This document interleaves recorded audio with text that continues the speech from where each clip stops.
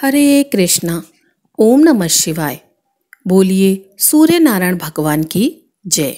प्रिय भक्तों, स्वागत है आपका मेरे YouTube चैनल पूजा पाठ में। प्रिय भक्तों, रविवार सूर्य देवता की पूजा का दिन होता है। जीवन में सुख समृद्धि, धन संपत्ति और शत्रुओं से सुरक्षा के लिए रविवार का व्रत सर्वश्रेष्ठ होता है। देवी भगवत पुराण के अनुसार भगवान विष्णु की आंखों से उत्पन्न होने के कारण ही सूर्य देव उनके ही नाम से नारायण जाने जाते हैं। इसलिए उन्हें सार में सूर्य नारायण के नाम से जाना जाता है और सूर्य देव को नमस्कार करना, पूजा करना असल में भगवान विष्णु की ही पूजा उपासना होती है। जैसे आकाश से गिरा हुआ जल जिस तरह सागर में मिल जाता है, वैसे ही सभी देवताओं को किया गया नमस्कार केशव यानी नारायण को ही पहुंचता है। यदि जो भी व्यक्ति रविवार के दिन सूर्य नमस्कार करके रविवार व्रत कथा को सुनता है तो उसके भी पापों का नाश होता है। इससे मनुष्य को धन, यश, मान सम्मान तथा आरोग्य प्राप्त होता है। इस व्रत को करने से स्त्रियों का बांझपन दूर हो जाता है तथा मोक्ष की प्राप्ति होती है। तो आज मैं सुना रही हूँ रविवार के दिन सुनी जाने वाली रविवार की बड़ी ही दुर्लभ और पौराणिक व्रत कथा, जिसे आप सभी भक्तगण बड़ी ही श्रद्धा तथा प्रसन्नचित मन से पूरा अवश्य सुनिए।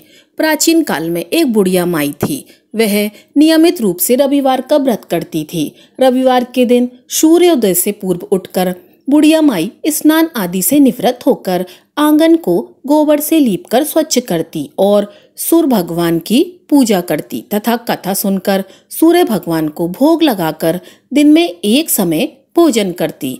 इसी तरह रविवार का व्रत करती थी। सूर्य भगवान की कृपा से बुढ़िया माई को किसी प्रकार की कोई चिंता, कोई कष्ट नहीं था। उनका घर धन्य धान से भरा हुआ था। उस बुढ़िया माई को सुखी देखकर उसकी पड़ोसन उससे बहुत जलती थी। बुढ़िया माई रोजाना पड़ोसन के आंगन में बंधी हुई गाय का गोबर लाती और अपना घर लीपती थी। एक दिन की बात है, शनिवार के दिन रात को पड़ोसन ने अपनी गाय को घर के भीतर बांध दिया ताकि बुढ़िया माई अपना घर ना लीप सके। रविवार को गोबर ना मिलने से बुढ़िया माई आंगन ना लीप सकी। आंगन ना लीप पाने के कारण उस बुढ़िया माई ने सूर्य भगवान को भोग भी नहीं लगाया और उस दिन स्वयं भी भोजन नहीं किया। सूर्यास्त होने पर बुढ़िया माई भूखी प्यासी सो गई। रात्रि में सूर्य भगवान ने उसे स्वप्नों में दर्शन दिए और व्रत ना करने तथा उन्हें भोग ना लगाने का कारण पूछा। बुढ़िया माई ने बहुत ही करुण स्वर में पड़ोसन के द्वारा घर के अंदर गाय बांधने और गोबर ना मिलने वाली बात बता दी। सूर्य भगवान ने अपनी अनन्य भक्त बुढ़िया माई की परेशानी का कारण जानकर उनके सब दुख दूर करते हुए कहा, हे माता, तुम प्रत्येक रविवार को मेरी पूजा और व्रत करती हो। मैं तुमसे अति ही प्रसन्न हूँ और तुम्हें एक ऐसी गाय प्रदान करता हूँ जो तुम्हारे घर आंगन को धन्य धान से भर देगी। तुम्हारी सभी मनोकामनाएं पूरी होंगी। अब स्वप्न में उस बुढ़िया माई को ऐसा वरदान देकर सूर्य भगवान अंतर्ध्यान हो गए। प्रातः काल सूर्योदय से पूर्व उस बुढ़िया माई की आंख खुली तो वह अपने घर के आंगन में सुंदर गाय और बछड़े को देखकर हैरान रह गई। गाय को आंगन में बांधकर उसने जल्दी से उसे चारा लाकर खिलाया। पड़ोसन ने उस बुढ़िया माई के आंगन में बंधी हुई सुंदर गाय और बछड़े को देखा तो वह उनसे और भी अधिक जलने लग गई। तब गाय ने सोने का गोबर किया। गोबर को देखते ही पड़ोसन की आंखें फटी की फटी रह गईं। पड़ोसन ने उस बुढ़िया माई को आसपास ना पाकर तुरंत चुपके से उस गोबर को उठाया और अपने घर ले गई तथा अपनी गाय का गोबर वहां रख आई। सोने के गोबर से पड़ोसन कुछ ही दिनों में बहुत धनवान हो गई। गाय प्रतिदिन सूर्योदय से पूर्व गोबर करती और बुढ़िया माई के उठने से पहले ही पड़ोसन उस गोबर को उठाकर ले जाती और अपनी गाय के गोबर को वहां पर रख जाती। बहुत दिनों तक बुढ़िया माई को सोने के गोबर के बारे में कुछ पता नहीं चला। बुढ़िया माई पहले की तरह हर रविवार को भगवान सूर्यदेव का व्रत करती और कथा सुनती थी। अब सूर्य भगवान को जब पड़ोसन की चालाकी का पता चला तो उन्होंने एक दिन तेज आंधी चलाई। आंधी का प्रकोप देखकर बुढ़िया माई ने अपनी गाय को घर के भीतर बांध दिया। अब पड़ोसन सोने का गोबर ना ले जा सकी। सुबह उठकर बुढ़िया माई ने सोने का गोबर देखा तो उसे बहुत ही आश्चर्य हुआ। उस दिन के बाद बुढ़िया माई गाय को घर के भीतर बांधने लग गई। सोने के गोबर से कुछ ही दिनों में वह बुढ़िया माई बहुत ही धनी हो गई। बुढ़िया माई के धनी होने से पड़ोसन और बुरी तरह जल भुनकर राख हो गई। अब की बार उसने अपने पति को नगर के राजा के पास भेजा और बुढ़िया माई के पास सोने का गोबर देने वाली गाय के बारे में बताया। राजा ने अपने सैनिक भेजकर बुढ़िया माई की गाय लाने का आदेश दे दिया। अब सैनिक बुढ़िया माई के घर पहुंचे। उस समय बुढ़िया माई सूर्य भगवान को भोग लगाकर स्वयं भोजन ग्रहण करने ही वाली थी। राजा के सैनिक जबरदस्ती गाय और बछड़े को लेकर महल की ओर चल पड़े। बुढ़िया माई ने प्रार्थना की, बहुत रोई, बहुत चिल्लाई, लेकिन राजा के सैनिक नहीं माने। गाय व बछड़े के चले जाने से बुढ़िया माई को बहुत दुख हुआ। उस दिन उसने कुछ नहीं खाया और भूखी प्यासी सारी रात सूर्य भगवान से गाय व बछड़े को लौटाने के लिए प्रार्थना करती रही। अब उधर गाय देखकर राजा बहुत ही खुश हुआ। सुबह जब राजा ने सोने का गोबर देखा तो उसके आश्चर्य का ठिकाना न रहा। उधर सूर्य भगवान को भूखी प्यासी बुढ़िया माई को इस तरह प्रार्थना करते देखकर उस पर दया आ गई। उसी रात सूर्य भगवान ने राजा को स्वप्न में कहा, हे राजन, उस बुढ़िया की गाय व बछड़ा तुरंत लौटा दो, नहीं तो तुम पर विपत्तियों का पहाड़ टूट पड़ेगा। तुम्हारे राज्य में भूकंप आएगा, तुम्हारा महल नष्ट हो जाएगा, तुम्हारी संतानें मृत्यु के काल में समा जाएंगी। प्रिय भक्तों, सूर्य भगवान के स्वप्न से बुरी तरह भयभीत होकर राजा ने प्रातः उठते ही गाय और बछड़ा बुढ़िया माई को लौटा दिए। राजा ने अपनी तरफ से बहुत सा धन देकर बुढ़िया माई से अपनी गलती के लिए क्षमा मांगी। राजा ने पड़ोसन और उसके पति को उसकी इस दुष्टता के लिए दंड भी दिया। इसके बाद राजा ने राज्य में घोषणा करवाई कि सभी स्त्री पुरुष रविवार का व्रत करें। जनता ने भी ऐसा किया। रविवार का व्रत करने से सभी लोगों के घर धन व धान्य से भर गए। चारों ओर खुशहाली छा गई। सभी लोगों के शारीरिक कष्ट दूर हो गए। निसंतान स्त्रियों की गोद भर गई। राज्य में सभी स्त्री पुरुष सुखपूर्वक जीवन यापन करने लगे। तो प्रेम से बोलिए सूर्य नारायण भगवान की जय। प्रिय भक्तगणों, अब आप सुनेंगे सूरज रोट की कहानी। इससे व्रत का संपूर्ण फल प्राप्त होता है। किसी गांव में एक माँ और उसकी बेटी दोनों सूर्य भगवान का व्रत किया करती थीं। एक दिन रविवार वाले दिन माँ ने बेटी से कहा, मैं किसी आवश्यक कार्य से बाहर जा रही हूँ, तू 2 रोट बनाकर रख देना। एक छोटा रोट बेटी के लिए और बड़ा रोट मेरे लिए बना देना, जो हम पूरा खा सकें, क्योंकि रोट को झूठा नहीं छोड़ते। रोट के आटे में नमक मत डालना, यह अलौना होता है। अब माँ चली गई और बेटी रोट बनाने लगी। तभी सूर्य भगवान एक साधु बाबा का भेष बनाकर वहां आए और भिक्षा मांगने लगे। बेटी ने कहा, मेरी माँ का रोट तो बन गया है, पर मेरा रोट बनेगा, उसमें से मैं आपको दूंगी। बाबा ने कहा, जो रोट बन चुका है उसी में से अभी दे दो, तो मैं जा रहा हूँ। लड़की ने माँ के रोट में से टुकड़ा तोड़कर साधु को दे दिया। माँ जब वापस आई तो बहुत नाराज हुई। हे लड़की, मेरी रोटी का टुकड़ा दे दिया, मेरी रोटी मुझ जैसे का वैसा ही दे। अब देखिए, वह लड़की को मारने लगी। बेटी मार से बचने के लिए वहां से डरकर जंगल में भाग गई और बड़ के पेड़ पर चढ़कर बैठ गई। सूर्य भगवान ने सोचा, बेचारी लड़की को मेरे कारण घर से निकलना पड़ा, इसलिए इसकी रक्षा मुझे ही करनी पड़ेगी।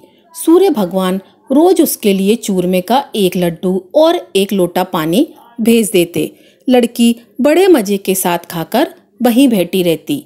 एक दिन एक राजा शिकार करते हुए उधर से निकला। थकान मिटाने के लिए उसी पेड़ के नीचे आराम करने रुका। राजा ने अपने सेवक से कहा, प्यास से जान निकली जा रही है, चुल्लू भर पानी मिल जाए तो प्राण बच जाए। पेड़ पर बैठी लड़की ने यह सुना तो उसने चुल्लू भर पानी डाल दिया। राजा ने पानी पी लिया। राजा ने कहा, अरे सेवक, आधी जान तो बच गई, थोड़ा पानी और मिल जाए, आधी जान और बच जाए। यह सुनकर लड़की ने फिर एक चुल्लू पानी और डाल दिया। राजा ने पी लिया। राजा को आश्चर्य हुआ। उसने सेवक से कहा, ऊपर अवश्य ही कोई है, तू ऊपर चढ़ और देख कौन है। सेवक ऊपर चढ़ा तो उसे लड़की मिली। लड़की ने सेवक से कहा, भैया तुम यह स्वादिष्ट लड्डू खा लो और पानी पी लो, पर राजा को मेरे बारे में मत बताना। कह देना कि ऊपर कोई नहीं है, पता नहीं राजा मेरे साथ कैसा व्यवहार करेगा। अब सेवक भूख प्यास से परेशान था। उसने लड्डू खाया, पानी पिया और नीचे जाकर राजा से कह दिया कि ऊपर कोई नहीं है। राजा ने सेवक से कहा, तू ऊपर गया तो थका हुआ था और आया तो तरोताजा दिख रहा है। नहाया और खाया हुआ मनुष्य छिपता नहीं है। मुझे संशय हो रहा है, मैं खुद ऊपर जाकर देखता हूँ। राजा पेड़ पर चढ़ा, सुंदर सी कन्या को पाया। राजा ने कहा, डरो नहीं, तुम बहुत ही सुंदर हो, मेरे साथ चलो, मैं तुमसे विवाह करना चाहता हूँ। लड़की राजा के साथ चली गई। राजा ने उसके साथ विवाह कर लिया। साल भर में ही उसने एक सुंदर बालक को जन्म दिया। उसकी अन्य रानियां, उसकी देवरानी, जेठानी आदि उसकी और उसके पुत्र की सुंदरता से जलने लगी थीं। इसी तरह सूर्य भगवान का व्रत आया। लड़की रानी ने व्रत के लिए रोट बनाया। दूसरी रानियों ने राजा से कहा, तुम्हारी नई रानी को रोट बनाना नहीं आता, उसका बनाया हुआ रोट खाओगे तो आपका पेट दुखेगा, रानी खाएगी तो तुम्हारे पुत्र का भी पेट दुखेगा। अब नई रानी ने यह बात सुन ली और उसने रोट को थाली के नीचे छिपा दिया और सूर्य भगवान से सहायता के लिए प्रार्थना करने लगी। राजा ने जब पूछा, थाली के नीचे क्या है, तो उसने कहा कि मेरे गरीब पीहर से आया हुआ उपहार है। राजा ने थाली उठाई तो देखा उसके नीचे सोने का चक्र था। राजा ने कहा, वाह, गरीब पीहर वालों का ऐसा उपहार। नई रानी चुप रही। एक दिन रानी खिड़की में खड़ी थी, तभी उसे उसकी माँ दिखाई दी, जो दरिद्र अवस्था में सब्जियां बेच रही थी। उसने सोचा, माँ को यहाँ बुला लें तो यहाँ आराम से रह लेगी। इतने नौकर चाकर में वह भी काम कर लेगी और किसी को पता भी नहीं चलेगा। उसने माँ को बुलाया। रानी की माँ आते ही वही बात रोने लगी। हे लड़की, मेरी रोटी का टुकड़ा दे दे, मेरी रोटी मुझे जैसी की तैसी चाहिए। रानी ने सोचा, कहीं सबको पता न चल जाए कि मैंने अपनी माँ को इस तरह महल में बुलाया है, मुसीबत हो सकती है। उसने माँ को चुपचाप एक कमरे में रहने को कहा, बाहर से ताला लगा दिया। रानी की देवरानी, जेठानी व अन्य रानियां राजा से कहने लगी कि नई रानी का व्यवहार संदेह पैदा करता है। एक औरत महल में घुसी थी, पर वह वापस नहीं निकली। अब छोटी रानी ने यह सुन लिया। वह सूर्य भगवान से इस विपत्ति से बचने की प्रार्थना करने लगी। राजा ने वहां आकर उस कमरे की चाबी मांगी। राजा ने कमरा खोला तो वहां सोने की एक मूर्ति थी। राजा ने पूछा, यह मूर्ति यहाँ कैसे आई? रानी ने कहा, मेरे गरीब पीहर का उपहार है। राजा ने कहा, तुम्हारे गरीब पीहर से इतनी कीमती उपहार आते हैं, मुझे तुम्हारा पीहर देखना है, हम वहां चलेंगे। रानी ने फिर सूर्य भगवान की मदद मांगी। सूर्य भगवान ने कहा कि मैं 1.25 पहर की व्यवस्था कर दूंगा, लेकिन फिर मुझे नगरी में उजाला करने जाना होगा। सूर्य भगवान ने जंगल में माया नगरी बसा दी। महल, झरोके, बाग बगीचे, रिश्तेदार सब माया से बना दिए। महल की रसोई में कई प्रकार के व्यंजन बन गए थे। सबसे मिलकर और खा पी कर रानी ने राजा से वापस चलने को कहा। राजा ने कहा, जल्दी क्या है, थोड़ा आराम कर लें। रानी ने बड़ी मुश्किल से राजा को वापस चलने के लिए मना लिया और वे रवाना हो गए। थोड़ी दूर जाने पर राजा को ध्यान आया कि उसकी कटार वहीं रह गई है। राजा ने सेवक को कटार लेने भेज दिया। सेवक वहां गया तो देखा कि वहां जंगल के सिवाय कुछ भी नहीं था। कटार झाड़ी में पड़ी थी। कटार लेकर सेवक आया और उसने यह सब बात राजा को बताई। राजा को पहले ही शक था। उसने कटार निकाल ली और गुस्से में आकर रानी से सच बताने को कहा। रानी ने सब कुछ सच सच कह डाला और सूरज भगवान की कृपा और मदद के बारे में बताया। यह सुनकर राजा बहुत ही खुश हुआ और रानी को सूरज रोट का व्रत अच्छे से करने को कहा। रानी का मान और भी बढ़ गया। हे सूरज भगवान, जैसा सुख उस लड़की को दिया वैसा ही सुख कहानी कहने वाले, सुनने वाले और सभी परिवार को प्राप्त हो। बोलो सूर्य भगवान की जय।